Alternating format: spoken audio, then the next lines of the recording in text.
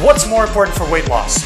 Exercise or diet? Is there a healthy way to lose weight and keep it off? Let's see what science has to say. What's going on? This is Nutrition Made Simple, and on this channel we break down the science of food for your everyday use. If you're confused about which foods are healthy and which foods are not, then these videos are for you. We've all heard the saying, you can't outrun a bad diet. But is it really true?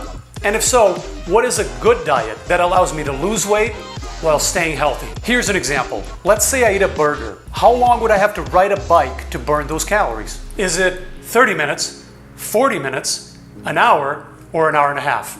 Pick an option. Correct answer coming up in 3, 2, 1. And the right answer is actually C, 1 hour. It varies a little bit depending how intense you're pedaling, but ballpark, an hour of pedaling to undo 10 minutes of eating. Okay, but burgers are junk food. We all know that. What if I don't eat that junkie? Let's try this. Which one has the most calories? Is it A, a burger, say a Big Mac, B, half of a small cheese pizza, C, a Subway footlong meatball marinara, or D, 2 chocolate donuts? Did you pick one? The Subway has almost twice the calories in all the other options. So that's approximately 2 hours on the bike. The point is, diets we don't necessarily see as junky can be extremely calorie dense. It's starting to make sense how we can work out and not lose any weight or even put on more. Of course, exercise is fantastic, but even more important is making sure we have our diet on point. Not an easy task. Studies show we're not good at estimating calories, especially when it comes to calorie-dense foods.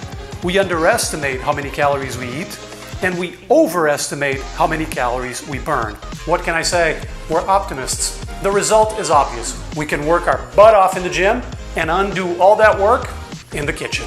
But it gets even worse. Some of us have a tendency to reward ourselves with junky food after a workout.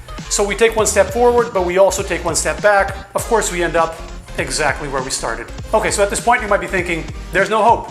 The deck is stacked against us. It's impossible to lose weight. Is there any light at the end of this tunnel? Of course there is. Same way that our biology can work against us, we can turn this around and harness our biology to work for us. Tip number 1.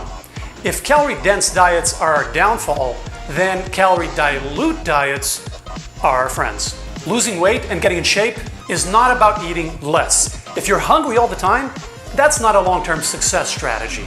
It's not about quantity, it's about quality. It's about choosing the right foods. The highest caloric density is found in oils. A very small amount can have a lot of calories. Next are artificial foods: candy, cookies, crackers, soda, artificial cereal. A lot of refined sugar means a lot of calories. Next are most animal foods: meats, eggs, and dairy. And finally, most natural plant foods with the lowest caloric density. So the strategy is clear. We want to gradually replace the calorie-dense foods with less caloric alternatives. Keep your oils very low and replace artificial stuff with natural products. Soda with water, artificial cereal with actual cereal, artificial carbs with natural carbs, and animal protein sources, which are typically higher in fat and caloric density, with plant proteins, low in fat and high in fiber, so they require less calories to fill you up. You don't need to make these changes overnight. Take your time, experiment, transition gradually at whatever pace makes you comfortable. It's less about the speed and more about the direction. Just keep moving forward. You also don't have to transition 100% if you don't want to. Some people will cut off all the oil, all the refined sugars, and all the animal products, and that's fine. Others will just reduce those foods, and that's a great move as well. Run your own race. Focus on a change that you can do and can stick with for the long haul.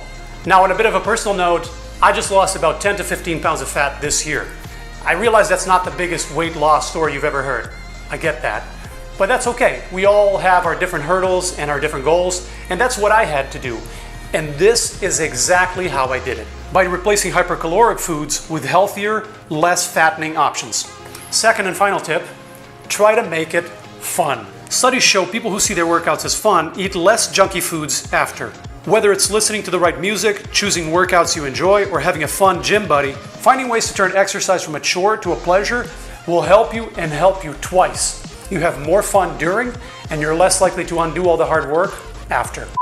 All right, now let's exercise those fingers and click subscribe below for more videos. And I will see you very soon on the next one.